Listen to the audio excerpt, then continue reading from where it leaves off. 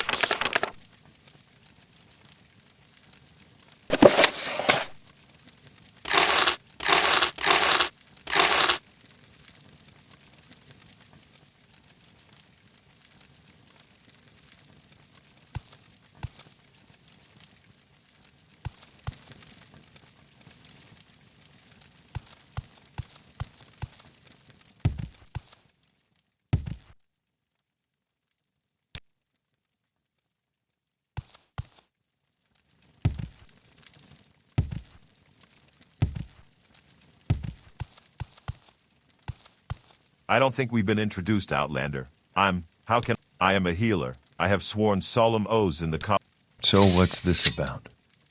Good day. How can I help you? Yes, that may be some help.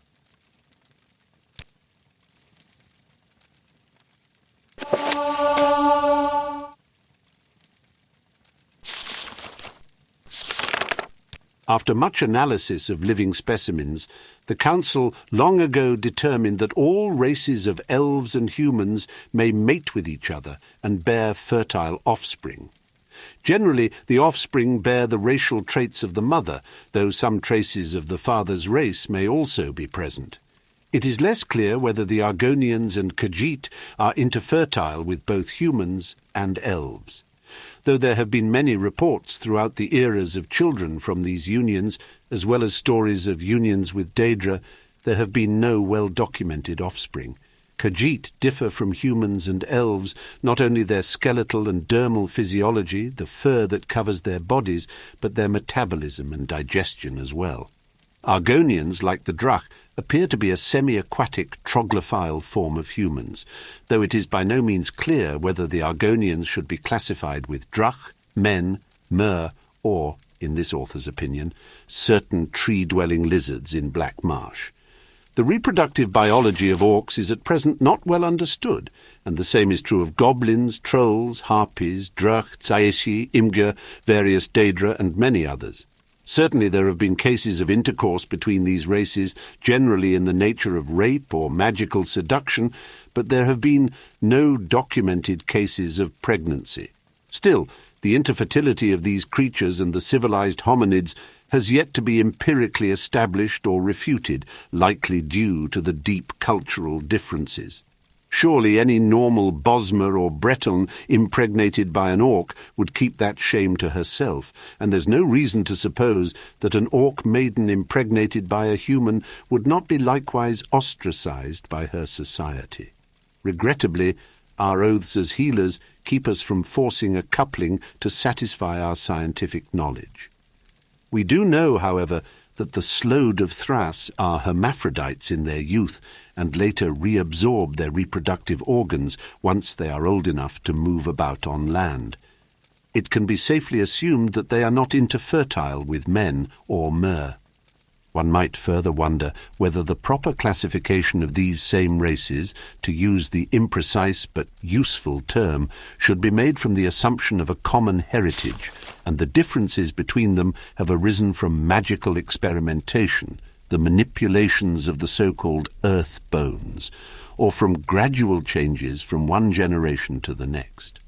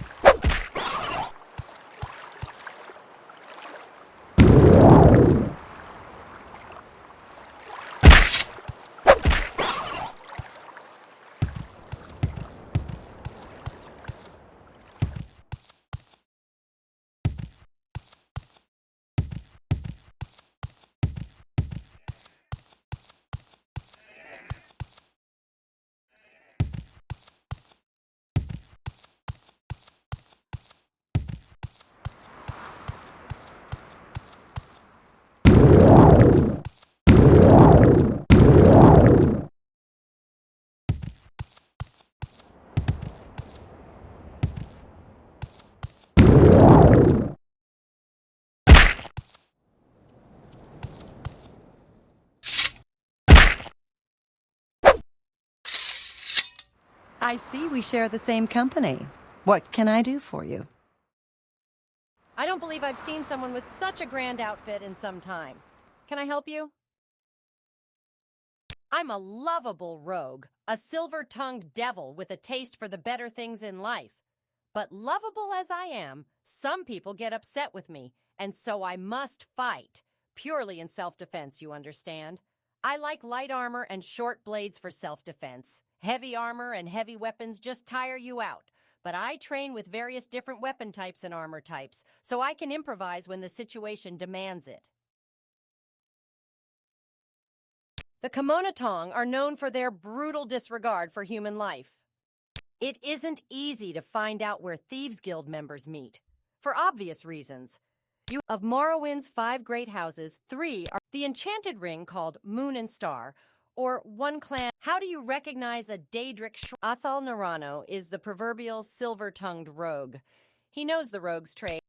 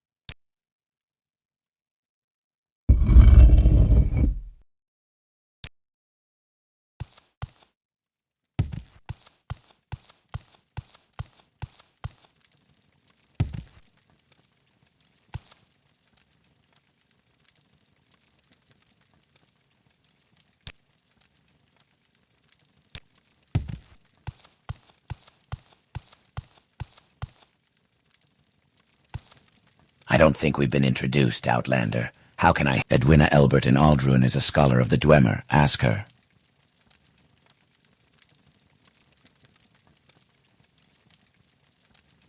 I am a sorcerer.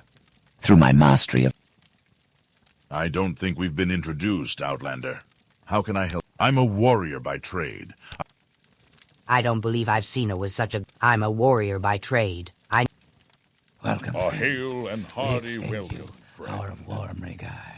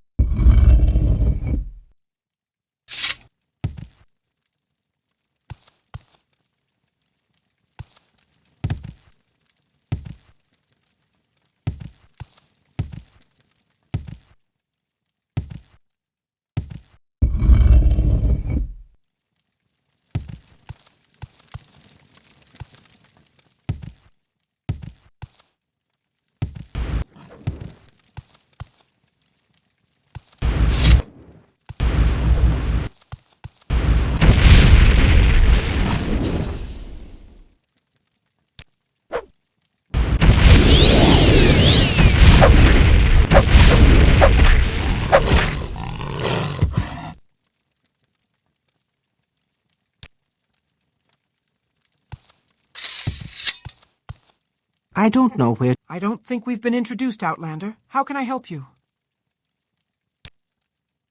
I don't think we've been introduced, Outlander. How interested in dwarven artifacts? Fine. Dwarven ruins are fascinating, and there's good loot. Just one suggestion.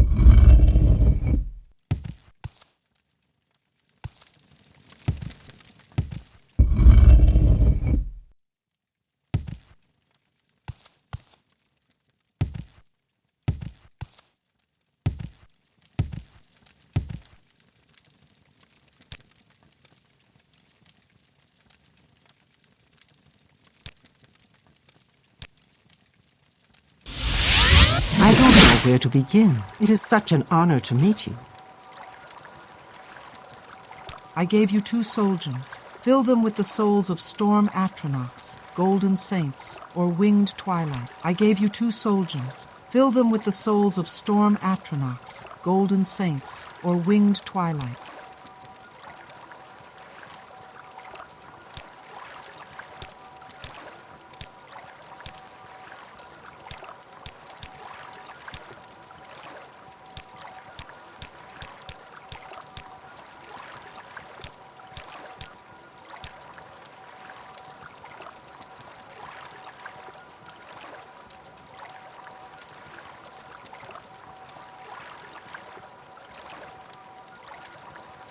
House Telvanni has expanded too quickly. We have allowed our young and... House Telvanni has expanded too quickly. We have allowed our young and ambitious to build unauthorized bases all across Vvardenfell. To avoid trouble with the Grand Council, you should make your stronghold official. Do you have the construction contract and 2 strong souls? Yes, I will use these souls to begin construction of your stronghold. Construction on your stronghold will begin soon.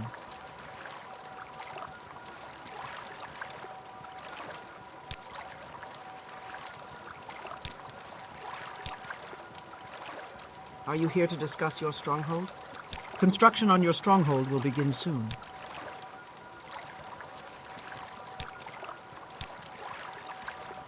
Are you here to discuss your construction on your stronghold will begin soon. I cannot advance you to Spellwright. You must speak with your patron, Master Arian.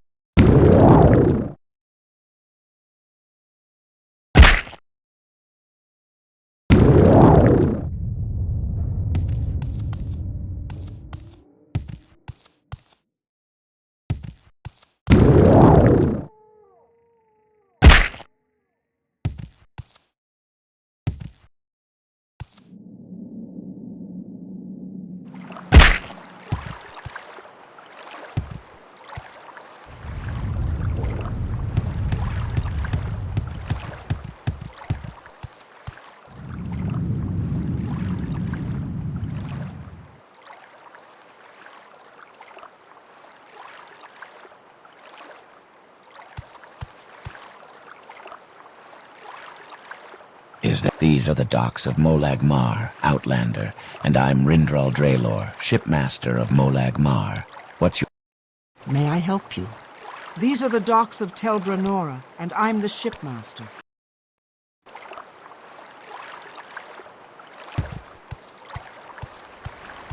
You're looking for a ship. What's your destination? Is there something I can do for you? These are the docks of Tel Mora, Outlander, and I'm Tony.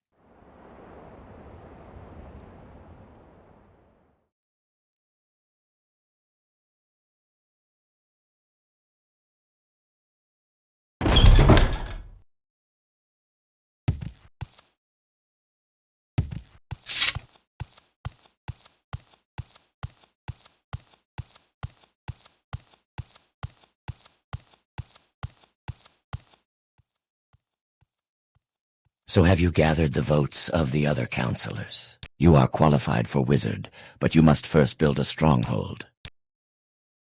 For matters regarding your tower, you should speak with Lunella Hlaran at the Telvanni. I have heard that the blight is... So, the queen is no longer blighted. Very good work. As your patron, I suppose I should give you some lessons. This book, though somewhat simplistic, has a good lesson on the School of Alteration.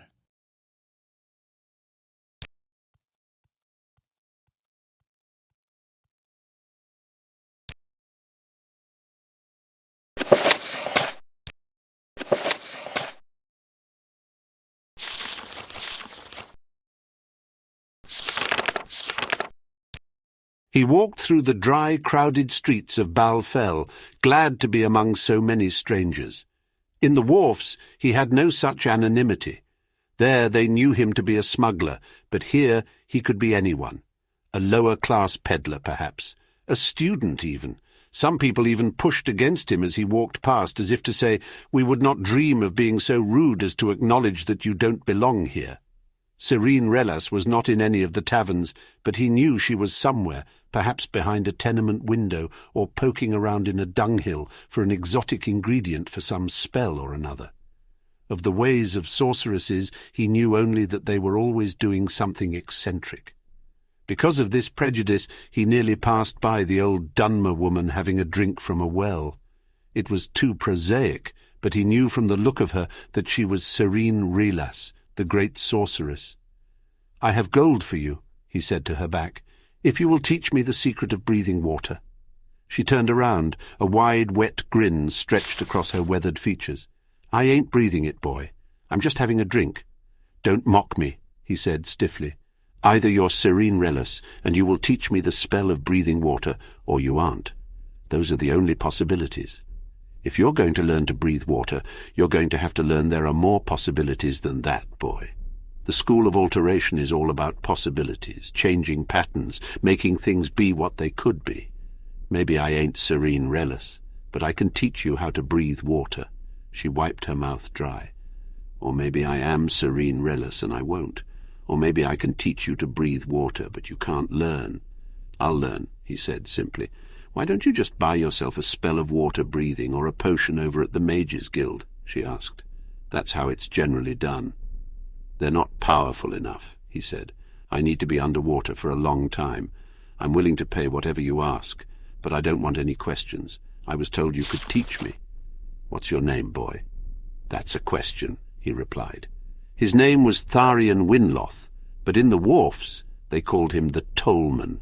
His job, such as it was collecting a percentage of the loot from the smugglers when they came into harbour to bring to his boss in the Kimona Tong. From that percentage he earned a smaller percentage. In the end it was very small indeed. He had scarcely any gold of his own, and what he had he gave to Serene Relas. The lessons began that very day. The sorceress brought her pupil out to a low sandbank along the sea. "I will teach you a powerful spell for breathing water, boy," she said, "but you must become a master of it. As with all spells and all skills, the more you practice, the better you get. Even that ain't enough. To achieve true mastery, you must understand what it is you're doing. It ain't simply enough to perform a perfect thrust of a blade.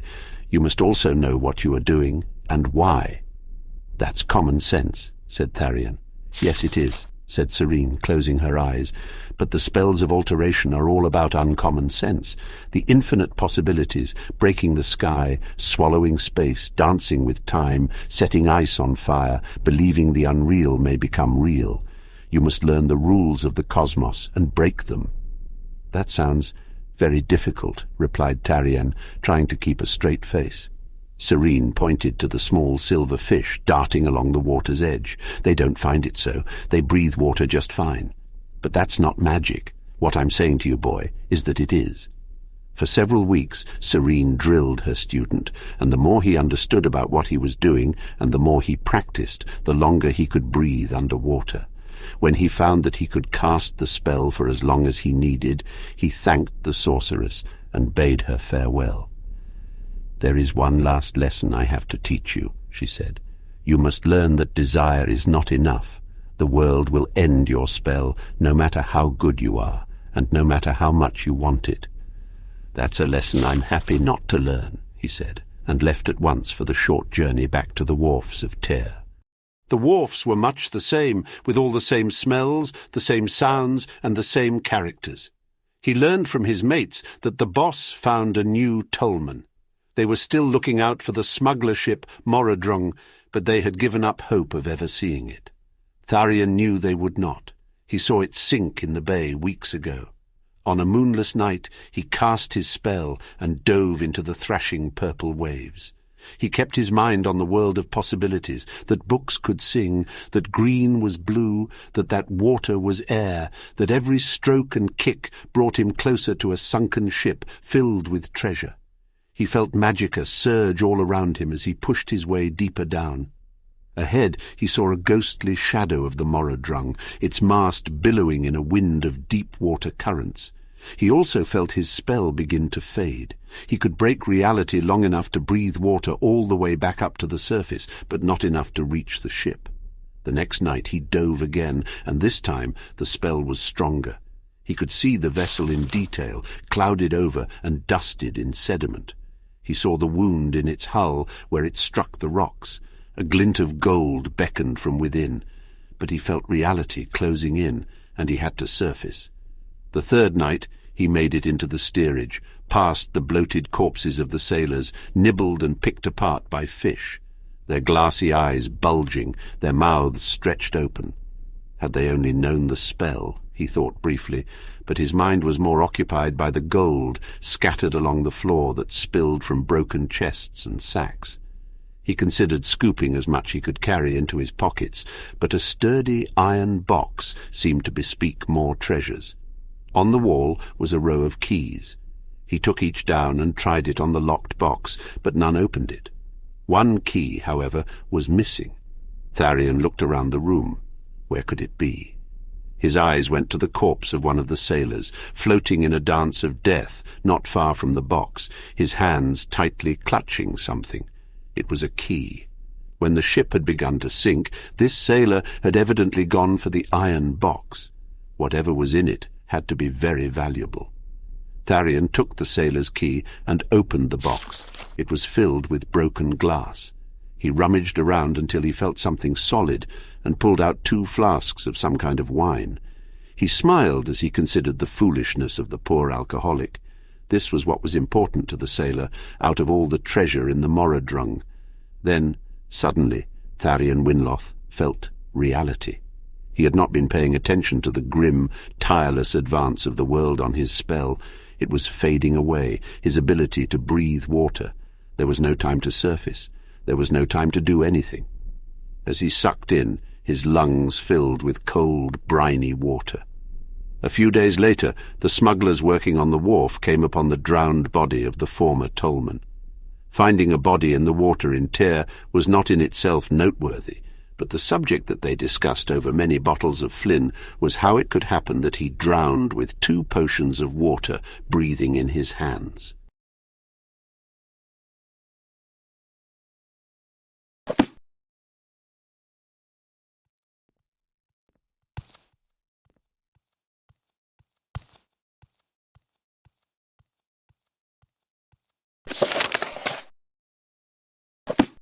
So have you gathered the votes of the other? I admire what you have accomplished in House Telvanni, but any student of mine must learn the rudimentary wizard spells. I see you have already learned the rudimentary spells. I am proud to be your patron. For your next lesson, please take this book on war magic by the legendary Zurin Arctus.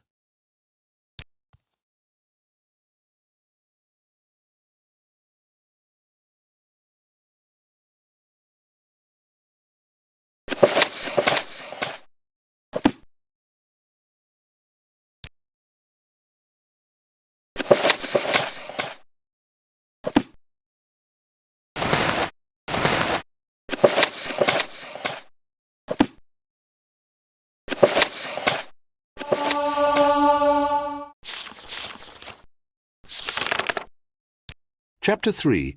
Dispositions. Master Arctus said, 1. The moment to prepare your offence is the moment the enemy becomes vulnerable to attack. Leros Chael, Knowledge of the enemy mage's mind is of the foremost importance. Once you know his mind, you will know his weaknesses. Said Mar.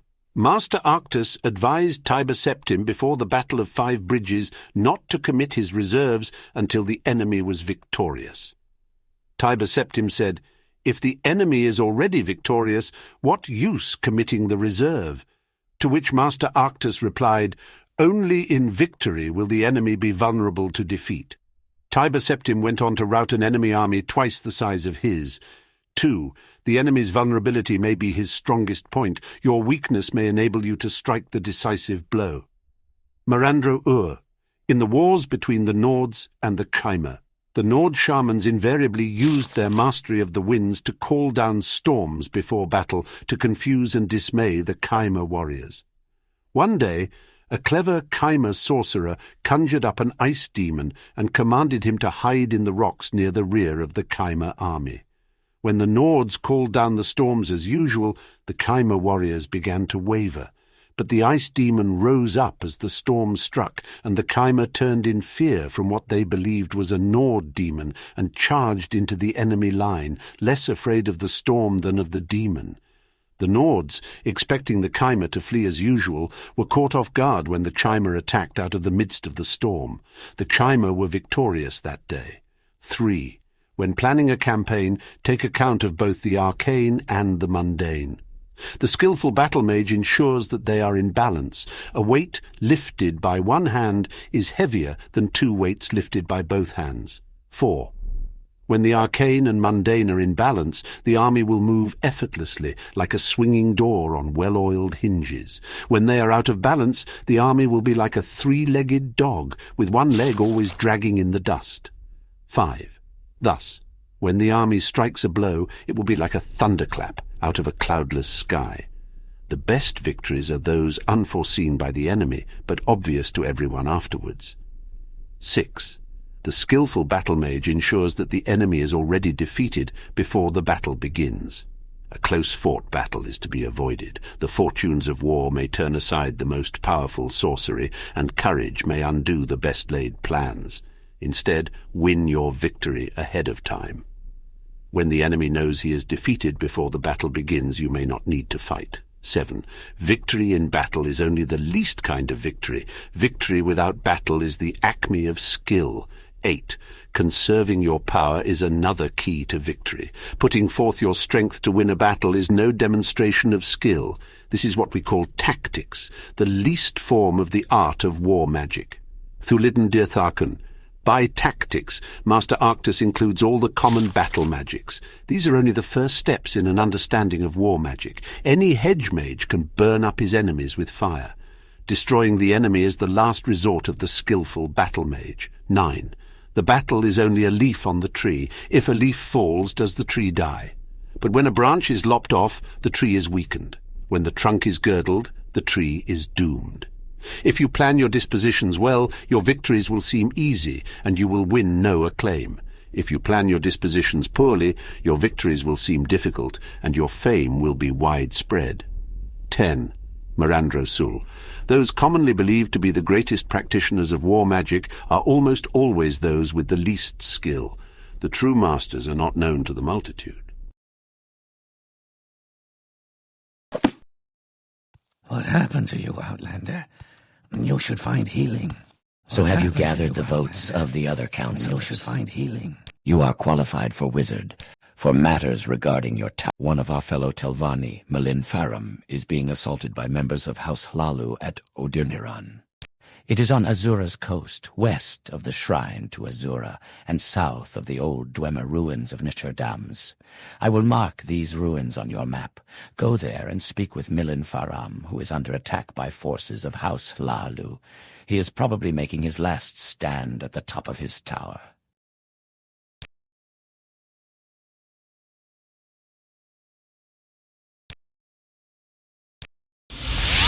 We are blessed, truly blessed. Are you here to discuss your stronghold? Construction on your stronghold will begin soon. Yes, you have given me the construction contract. I trust it was not too difficult.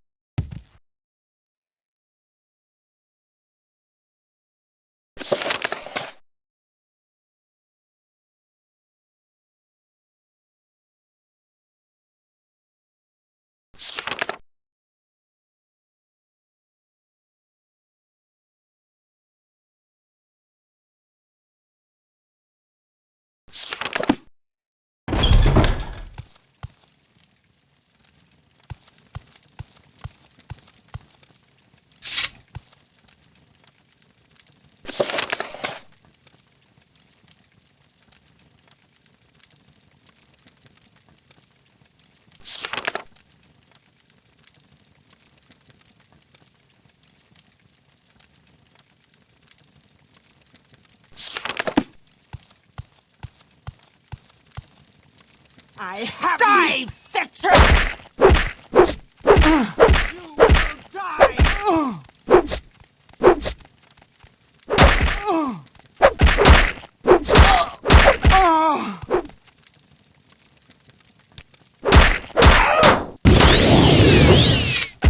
Now you die!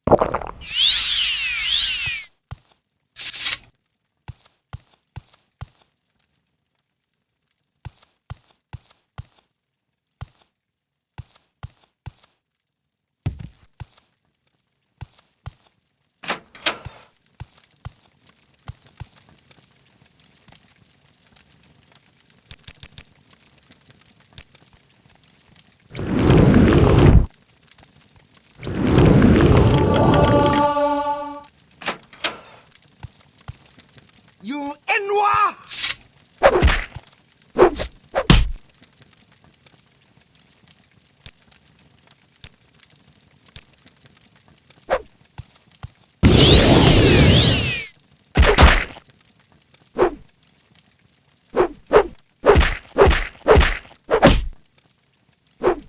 You will die!